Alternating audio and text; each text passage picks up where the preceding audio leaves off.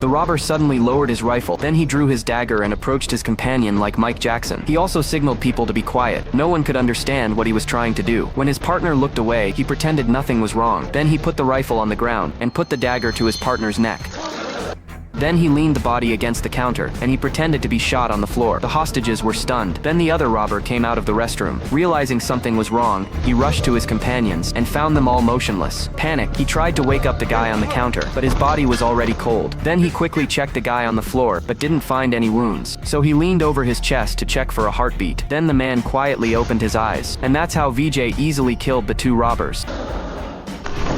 He took off his mask and fixed his hair. As the hostages watched in disbelief, he took off his robber's clothes and stuffed them in a locker. Then he sat down with the hostages. Soon 3 more robbers arrived, looking at the dead bodies of their companions. They aimed their guns angrily at the hostages, trying to get a clue to the murderer. While the scene was in a state of panic, VJ calmly tied his shoes. Then he raised his hand and said he knew who did it. As the hostages looked on in disbelief, he was taken by the 2 robbers. They brought him to their boss. The bosses told him that if he could find the murderer from the surveillance camera, he would let him live. Then he went to the next room. He called the police and offered to release the hostages, but it was only a phone call away. When he returned to the surveillance room, he found all his men lying on the floor. Before he could react, the next second,